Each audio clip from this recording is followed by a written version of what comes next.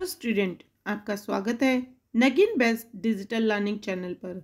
आज हम लेकर आए हैं क्लास 12 की हिंदी बुक अंतरा भाग 2 का चैप्टर 12 प्रेमचंद की छाया स्मृति, जो रामचंद्र शुक्ल जी द्वारा लिखी गई है। रामचंद्र शुक्ल जी आधुनिक हिंदी आलोचना के प्रवर्तक व पंडित रामचंद्र शुक्ल का जन्म बस्ती जिले के अगोना ग्राम में सन 1884 ईस्वी में हुआ था। शुक्ल जी की प्रारंभिक शिक्षा उर्दू फारसी में हुई। सन 1901 ईस्वी में उन्होंने मिर्जापुर के लंदन मिशन स्कूल से फाइनल हाई स्कूल की परीक्षा उत्तीर्ण की और कुछ समय बाद वे उसी स्कूल में ड्राइंग के मास्टर हो गए। मिर्जापुर में हिंदी प्रेमियों की एक अच्छी खासी मित्र मंडली शुक्ल जी को मिल गई थी और सन 1910 तक हिंदी लेखकों में उनकी गणना होने लगी। इसी पद पर कार्य करते हुए सन 1941 में शुक्ल जी की मृत्यु हो गई। उन्होंने कई प्रसिद्ध रचनाएं की। तुलसीदास जायसी ग्रंथ वाली की भूमिका, सूरदास चिंतामणि, 3 भाग किए उसके हिंदी साहित्य का इतिहास और रस मीमांसा। आचार्य शुक्ल हिंदी की उच्च कोटि के आलोचकों, इतिहासकारों और साहित्य चिंतक हैं। उन्होंने हिंदी कवियों की समीक्षा की तथा इतिहास में उनका स्थान निर्धारित किया।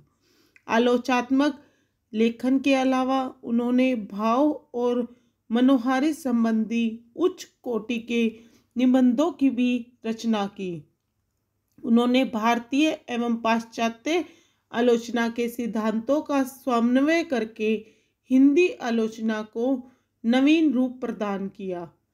शुक्ल जी की भाषा अत्यंत प्रौढ़, संजीव, प्रांजल एवं भावानुकूल है। उनकी भाषा इतनी सुगठित, निर्दोष एवं अर्थव्यंजक है कि विश्व की किसी भी सर्वोत्तम विकसित भाषा की तुलना में रखी जा सकती है। उनकी गद्य शैली विवेचनात्मक है। इसमें विचारशीलता एवं सूक्ष्म तर्क योजना का समावेश है। उनका शब्द चयन एवं शब्द संयोजन व्यापक है। सूत्रात्मक वाक्य रचना उनकी शैली की विशेषता है। वे संस्कृत की तत्सम शब्दावली के साथ साथ अंग्रेजी, अरबी, फारसी आदि के शब्दों तथा लोक प्रचलित मुहावरों के प्रयोग द्वारा अपनी भाषा में विशेष प्रभाव का प्रचार करने में सफल हुए हैं। विषय किसी भी सर्वोत्तम विकसित भाषा की तुलना में रखी जा सकती है। शुक्ल जी की गद्य शैली विवेचनात्मक है। इसमें विचारशीलता एवं सूक्ष्म तर्क योजना का समावेश है। उनका शब्द चयन एवं शब्द संयोजन व्यापक है। सूत्रात्मक वाक्य रचना उनकी शैली की विशेषता है। वे संस्कृत की तत्सम शब्दावली के साथ साथ अंग्रेजी, अरबी, फारसी आदि के शब्दों तथा लोक प्रचलित मुहावरों के प्रयोग द्वारा अपनी भाषा में विशेष प्रभाव और प्रचार का संचार करने में सफल हुए हैं। विषय में गंभीर प्रतिपादन के साथ ही उनके निबंधों में कहीं कहीं हास्य एवं व्यंग्य का पुट भी मिलता है। वास्तव में शुक्ल जी की शैली में उनका समग्र व्यक्तित्व प्रतिबिंबित हुआ है। अब हम पाठ का प्रेमचंद की छाया स्मृति के विषय में देखते हैं। संस्मरणात्मक निबंध प्रेमचंद की छाया स्मृति में शुक्ल जी ने हिंदी भाषा एवं साहित्य के प्रति अपने प्रारंभिक रुझानों का बड़ा रोचक वर्णन किया है। उनका बचपन साहित्य परिवेश से भरा पूरा था। बाल्यावस्था में ही किसी प्रकार भारदू एवं उनके मंडल के अन्य रचनाकारों विशेष प्रेम घन के सानिध्य में शुक्ल जी का साहित्यकार आकर ग्रहण करता है। उनकी अत्यंत मनोहारी झांकी यहाँ प्रस्तुत की गई है। प्रेम घन के व्यक्तित्व ने शुक्ल जी के समन्वयक मंडली को किस तरह प्रभावित किया, हिंदी के प्रति किस प्रकार आकर्षित किया तथा रचनाकार के व्यक्तित्व निर्माण आदि संबंधी पहलुओं का बड़ा चिंताकर्षक चित्रण इस निबंध में उकेरा गया है। यह पाठ संस्मरणात्मक शैली में रचित है। इस निबंध में शुक्ल जी ने हिंदी भाषा एवं साहित्य के प्रति अपने प्रारंभिक रुझानों का बड़ा ही रोचक वर्णन किया है। लेखक का बचपन साहित्य परिवेश से भरा पूरा था। इस निबंध में बताया गया है कि शुक्ल जी बाल्यावस्था से ही भारतेंदु मंडल के साहित्यकारों के संपर्क में आ गए थे। विशेषकर प्रेम घन के सानिध्य में उनका साहित्यकार निरंतर विकसित होता चला गया। इस निबंध में इस बात का भी वर्णन है कि प्रेम घन के व्यक्तित्व में किस प्रकार शुक्ल जी ने समन्वयक मंडली का प्रभावित हुए। तो इस प्रकार अब हम अपने चैप्टर को पढ़ते हैं कि रामचंद्र शुक्ल जी ने चैप्टर में क्या बताया है। प्रेम घन की छाया स्मृति। मेरे पिताजी फारसी के अच्छे ज्ञाता और पुरानी हिंदी कविता के बड़े प्रेमी थे।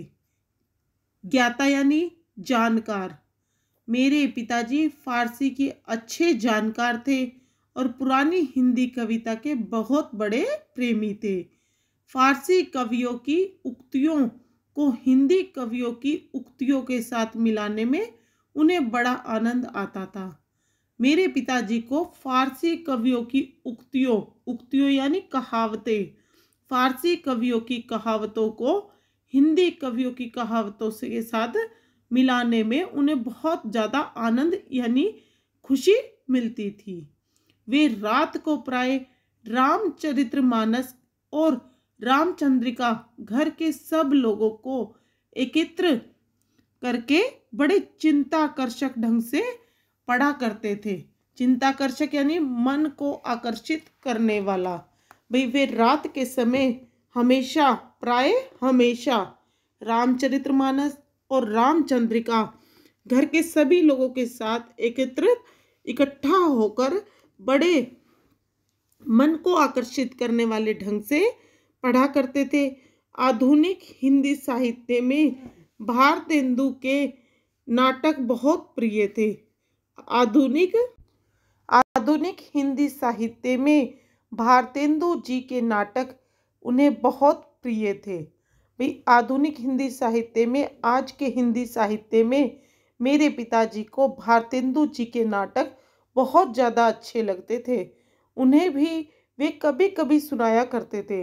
भाई उनको भी वो हम लोगों के सामने कभी कभी सुना दिया करते थे। जब उनकी बदली हमीरपुर ज़िले की राठ तहसील से मिर्ज़ापुर हुई, भाई जब मेरे पिताजी की बदली हमीरपुर ज़िले की राठ तहसील से मिर्ज़ापुर हुई, तब मेरी अवस्था 8 वर्ष की थी। जब मेरी आयु 8 साल की थी, उसके पहले ही से भारतेंदु के संबंध में एक अपूर्व मधुर भावना मेरे मन में जगी रहती थी। उससे पहले ही 8 साल से पहले ही मेरे मन में भारतेंदु के संबंध में एक मधुर भावना जगी रहती थी। सत्य हरिश्चंद्र नाटक के नायक राजा हरिश्चंद्र और कवि हरिश्चंद्र में मेरी बाल वृद्धि कोई भेद नहीं कर पाती थी। भाई सत्य हरिश्चंद्र, राजा हरिश्चंद्र और कवि हरिश्चंद्र में मेरी बाल बुद्धि, मेरी बचपने की बुद्धि कोई भेद नहीं कर पाती थी। हरिश्चंद्र शब्द से दोनों की एक मिली जुली भावना, एक अपूर्व माधुर्य का संचार मेरे मन में करती थी। अपूर्व यानी अनूठी। हरिश्चंद्र शब्द से तीनों नाम मिली जुली भावना ही अनूठी माधुर्य का संचार मेरे मन में करता था। मिर्ज़ापुर आने पर कुछ दिनों में सुनाई पड़ने लगा कि भारतेंदु हरिश्चंद्र के एक मित्र यहाँ रहते हैं। वे जब हम मिर्ज़ापुर गए तो हम कानों में हमारे पड़ने लगा कि भारतेंदु हरिश्चंद्र जी के एक मित्र यहाँ रहते हैं जो हिंदी के प्रसिद्ध कवि हैं और जिनका नाम है उपाध्याय बद्री नारायण चौधरी। वे हिंदी के बहुत प्रसिद्ध कवि थे, बद्री नारायण चौधरी। भारतेंदु मंडल की किसी संजीव स्मृति के प्रति, भारतेंदु मंडल की संजीव स्मृति यानी याद के प्रति मेरी कितनी उत्कंठा, लालसा, बेसब्री, उत्कंठा यानी लालसा रही है, यह अनुमान करने की बात है। भाई इसका अनुमान भी नहीं लगाया जा सकता। मैं नगर से बाहर रहता था, मैं शहर से बाहर रहता था। एक दिन बालकों की मंडली जोड़ी गई, एक दिन बालकों की, सभी बच्चों की मंडली इकट्ठी हुई जो चौधरी साहब के मकान से परिचित थे। वो जो बच्चे, वो मंडली चौधरी साहब के मकान से परिचित थे। वे अगुआ हुए, आगे आगे चलने लगे। अगुआ यानी आगे आगे चलने लगे। मील डेढ़ का सफ़र तय हुआ। भाई मील डेढ़ का सफ़र तय हो गया, 1.5 मील का सफ़र तय हो गया। पत्थर के एक बड़े मकान के सामने हम लोग जाकर खड़े हो गए। नीचे का बरामदा खाली था, उस मकान के नीचे का बरामदा खाली था। ऊपर का बरामदा सघन लताओं के जाल से आवृत था। आवृत यानी ढका हुआ। भाई नीचे का बरामदा खाली था और ऊपर का बरामदा लताओं के जाल से भरा हुआ था। बीच बीच में खंबे और खुली जगहें दिखाई पड़ती थी। उनके बीच में, लताओं के बीच बीच में खुली हुई जगह और खंबे दिखाई देते थे। उसी ओर देखने के लिए मुझसे कहा गया। भाई उसी जगह पर देखने के लिए मुझसे कहा गया। कोई दिखाई ना पड़ा। सड़क पर कई चक्कर लगे। कुछ देर पीछे एक लड़के ने उंगली से ऊपर की ओर इशारा किया। लता प्रतान के बीच एक मूर्ति खड़ी दिखाई पड़ी। भाई लताओं के बीच में एक मूर्ति खड़ी हुई दिखाई पड़ी। लता प्रतान यानी लताओं का फैलाव, लताओं का फैलाव। उसके बीच में एक मूर्ति पड़ी हुई दिखाई पड़ी और एक हाथ खंबे पर था, जिसका एक हाथ खंबे पर था। दोनों कंधों पर बाल बिखरे हुए थे। दोनों कंधों पर बाल बिखरे हुए थे और देखते ही देखते यह मूर्ति दृष्टि से, दोनों कंधों पर बाल बिखरे हुए थे, एक हाथ खंबे पर था। देखते ही देखते यह मूर्ति दृष्टि से ओझल हो गई। ओझल यानी अदृश्य, गायब हो गई। देखते ही देखते वह मूर्ति गायब हो गई। बस यही पहली झांकी थी, यही हमारी पहली झांकी थी। ज्यों ज्यों मैं सियाना होता गया, ज्यों ज्यों यानी जैसे जैसे मैं समझदार होता गया, त्यों त्यों हिंदी के नूतन साहित्य की ओर मेरा झुकाव बढ़ता गया। त्यों त्यों यानी वैसे वैसे ही मेरा हिंदी के साहित्य की ओर मेरा झुकाव बढ़ता गया। क्वींस कॉलेज में पढ़ते समय स्वर्गीय बाबा रामकृष्ण वर्मा मेरे पिताजी के सहपाठी थे। भाई सहपाठियों में थे रामकृष्ण वर्मा जी। क्वींस कॉलेज में पढ़ते समय स्वर्गीय रामकृष्ण वर्मा जी मेरे पिताजी के सहपाठियों में थे। भारत जीवन प्रेस की पुस्तकें प्राय मेरे यहाँ आया करती थी। भाई हमारे घर में भारत जीवन प्रेस की पुस्तकें प्राय मतलब हमेशा आया करती थी। भारत जीवन प्रेस की पुस्तकें जब आया करती थी, पर अब पिताजी ने उन पुस्तकों को छिपाकर रखने लगे। अब पिताजी जो है उन पुस्तकों को छिपाकर रखने लगे। उन्हें डर हुआ कि कहीं मेरा चित्त स्कूल की पढ़ाई से हट ना जाए। भाई उन्हें इस चीज़ का डर लगा कि कहीं चित्त मतलब मान, भाई उसका मन स्कूल की पढ़ाई से हट ना जाए, मैं बिगड़ ना जाऊं। उन्हीं दिनों पंडित केदारनाथ जी पाठक ने एक हिंदी पुस्तकालय खोला था। उन्हीं दिनों में पंडित केदारनाथ जी ने, हिंदी के पाठक थे जो, उन्होंने हिंदी का पुस्तकालय खोला था। मैं वहाँ से पुस्तकें ला ला कर पढ़ा करता था।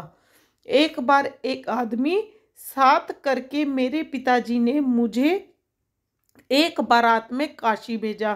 भाई एक बार मेरे पिताजी ने एक आदमी के साथ बारात में काशी भेजा। मैं उसी के साथ घूमता फिरता चौखंबा की ओर जा निकला। भाई मैं उन्हीं के साथ घूमता फिरता चौक चार खंबों की ओर जा निकला। वहीं पर एक घर में से पंडित केदारनाथ जी पाठक निकलते दिखाई पड़े, और वहीं पर एक घर में से पंडित केदारनाथ जी निकलते हुए दिखाई दिए। पुस्तकालय में वे मुझे प्राय देखा करते थे। वे पुस्तकालय में तो वो मुझे प्राय देखा करते थे, इससे मुझे देखते ही वे वहीं खड़े हो गए। इसलिए वो मुझे देखते ही वहीं खड़े हो गए। बात ही बात में वे मालूम हुआ कि जिस मकान में से वे निकले थे वह भारतेंदु जी का घर था। भाई उन्हें जब मैं उनसे बात कर रहा था, तभी बात ही बात में जब निकला कि वह भारतेंदु जी का घर था, मैं बड़ी चाह और कौतूहल की दृष्टि से कुछ देर तक उस मकान की ओर ना जाने किन किन भावनाओं में लीन होकर देखता रहा। भाई कौतूहल मतलब आश्चर्य और जिज्ञासा का मिला जुला भाव।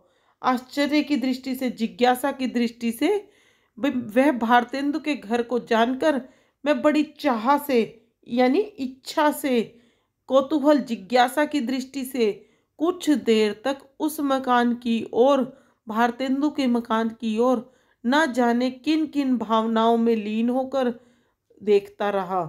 पाठक जी मेरी यह भावुकता देख बड़े प्रसन्न हुए। भाई जो पंडित पाठक केदारनाथ जी पाठक थे, वो मेरी भावुकता को देखकर बहुत खुश हुए और वे बहुत दूर मेरे साथ बातचीत करते हुए गए। भारतेंदु जी के मकान के नीचे का यह हृदय परिचय बहुत शीघ्र गहरी मित्री में परिवर्ण हो गया। भाई भारतेंदु जी के नीचे जो ये मित्रता हुई थी वो गहरी मित्रता में बदल गई। 16 वर्ष की अवस्था तक पहुँचते पहुँचते तो समवयस्क हिंदी प्रेमियों की एक खासी मंडली मुझे मिल गई थी। भाई 16 वर्ष की आयु तक तो पहुँचते पहुँचते परिणित हो गया यानी बदल गया।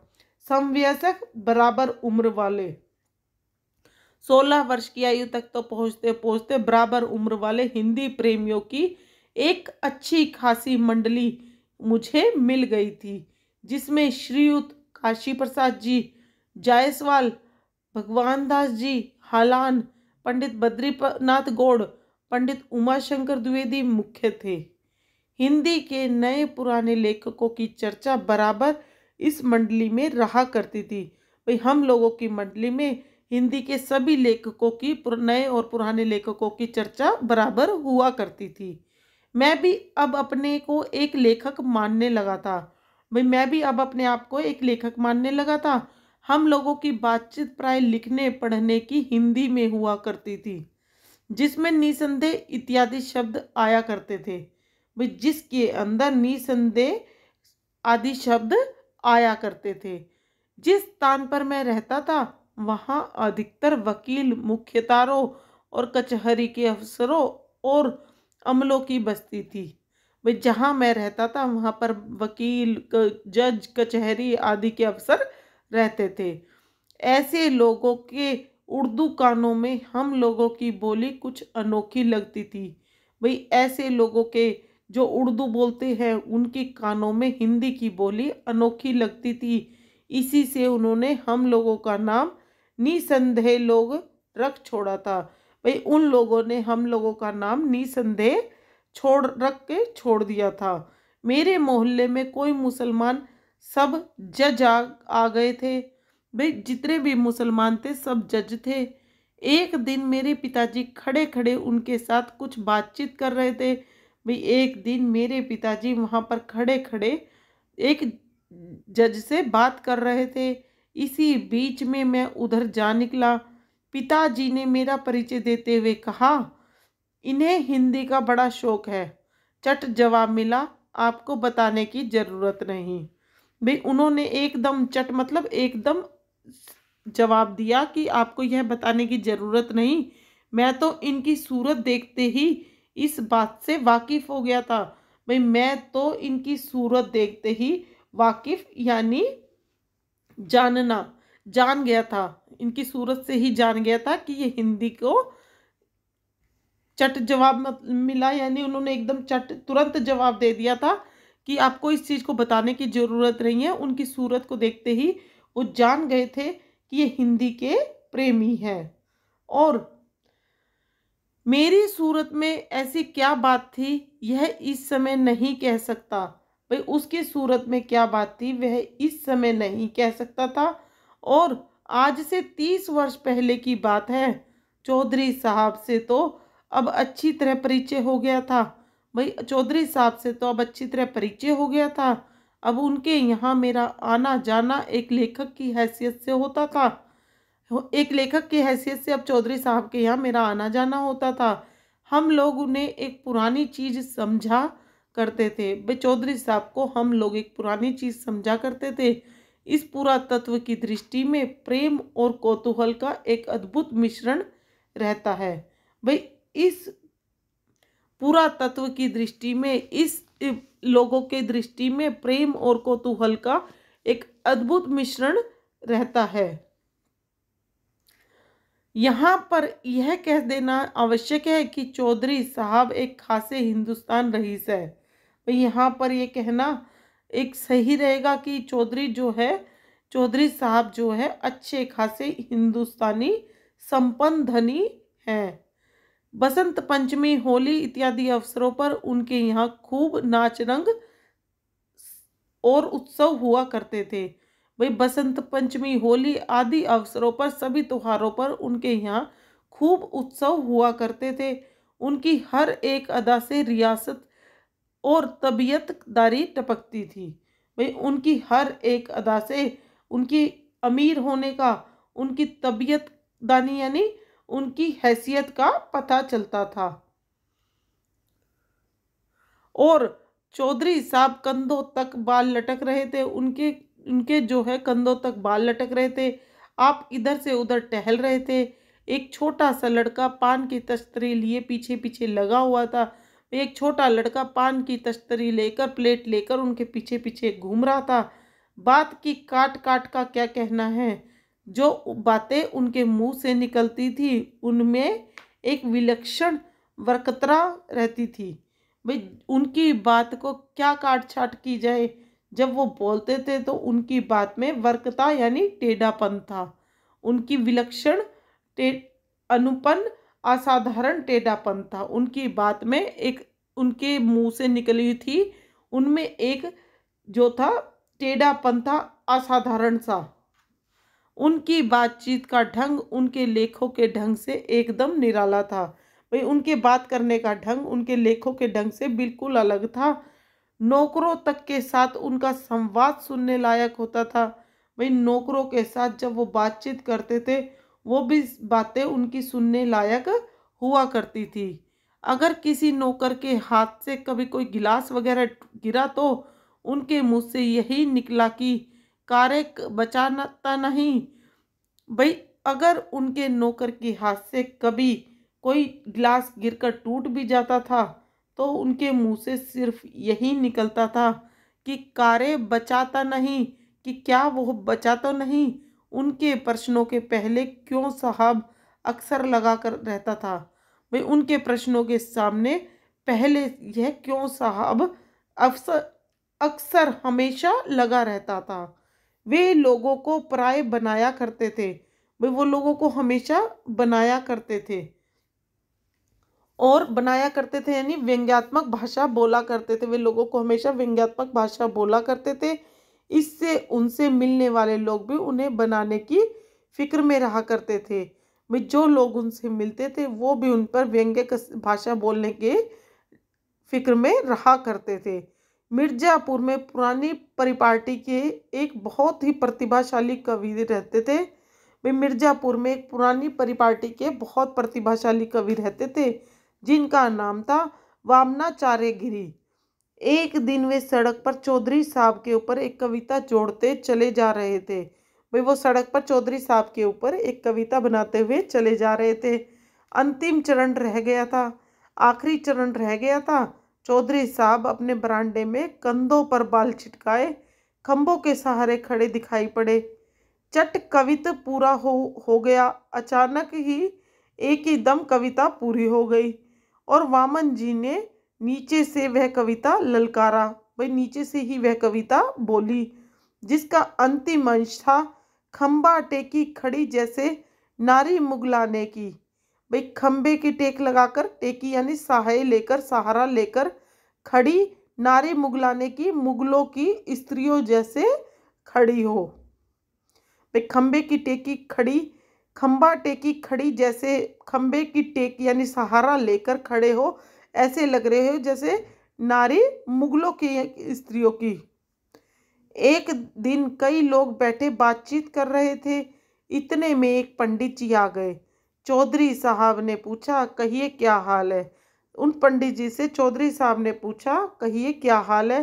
पंडित जी बोले, कुछ नहीं, आज एकादशी थी। पंडित जी ने कहा, कुछ नहीं, हाल तो ठीक है, पर आज एकादशी थी, कुछ जल और खाया है। मैंने कुछ जल पिया है और खाया है और चले आ रहा हूँ। प्रश्न हुआ, जल ही खाया है और कुछ फलाहार भी पिया है? भाई प्रश्न यह हुआ, क्या जल खाया और फलाहार पिया है? एक दिन चौधरी साहब के एक पड़ोसी उनके यहाँ पहुँचे। चौधरी साहब के यहाँ एक पड़ोसी आए। देखते ही सवाल हुआ, क्यों साहब एक लफ्ज़ में अक्सर सुना करते हैं? भाई क्यों साहब एक लफ्ज़ में अक्सर सुना करते हो, एक शब्द में? पर उसका ठीक अर्थ समझ में न आया। आखिर घनचक्कर के क्या मानी है? भाई आखिर घनचक्कर का क्या मतलब है? उनके क्या लक्षण हैं? पड़ोसी महाशय बोले, वाह, यह क्या मुश्किल बात है। एक दिन रात को सोने के पहले कागज कलम लेकर सवेरे से रात तक जो जो काम किए हैं सब लिख जाइए और पढ़ जाइए। भैया कोई मुश्किल काम है? एक दिन रात को सोने से पहले कागज पर कलम लेकर सवेरे से लेकर रात तक जो जो काम किए हैं उसे लिखिए और पढ़िए।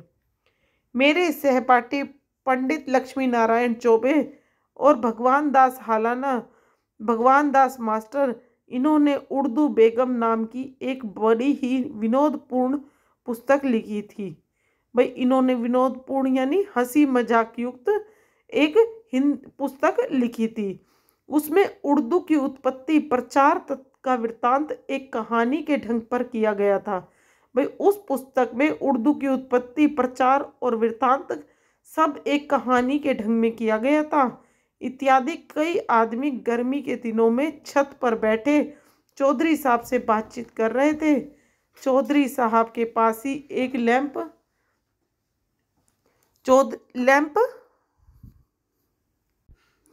चौधरी साहब के पास एक लैंप जल रहा था। लैंप की बत्ती एक बार भपकने लगी।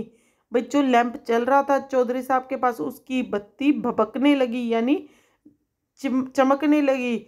चौधरी साहब नौकरों को आवाज़ देने लगे और चौधरी साहब नौकरों को आवाज़ देते हैं और मैंने चाहा कि बढ़कर बत्ती नीचे गिरा दूं, पर लक्ष्मी नारायण ने तमाशा देखने के विचार से मुझे धीरे से रोक लिया।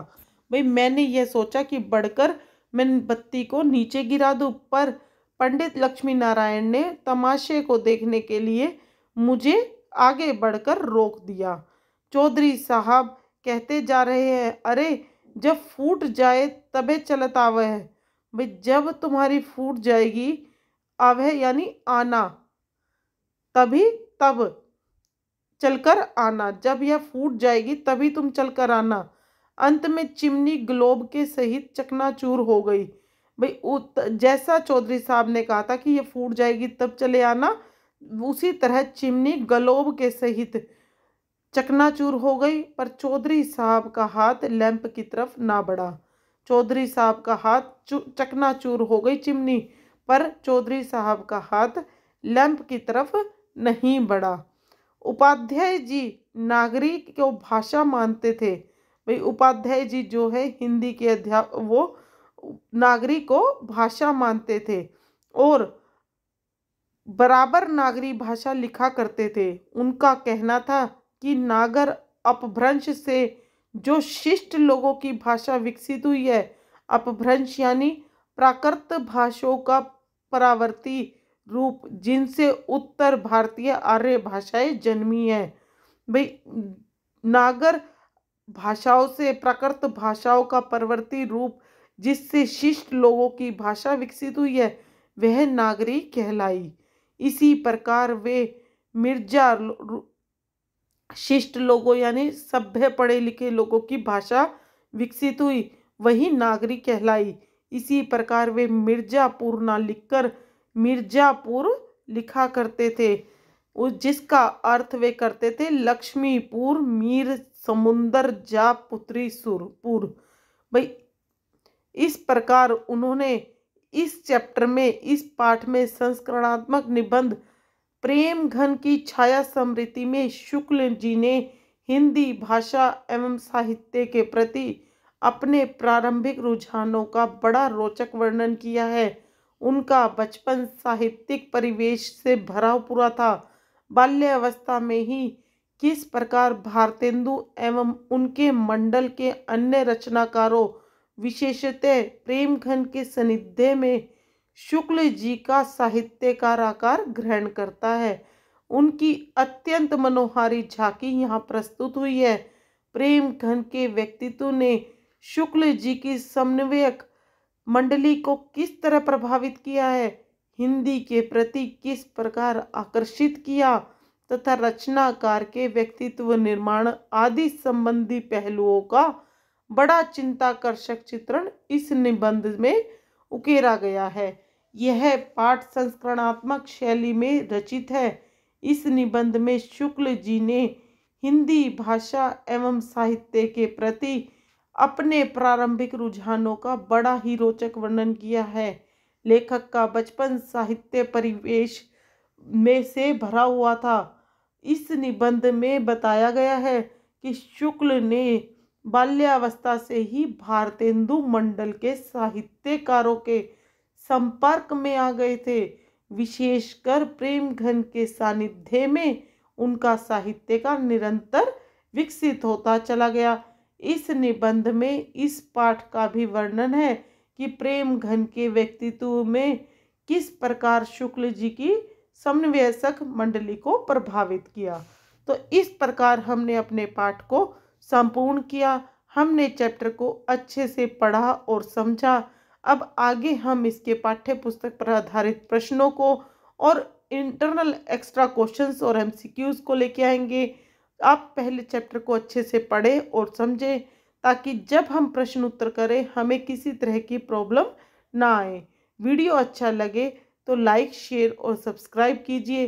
तब तक के लिए धन्यवाद।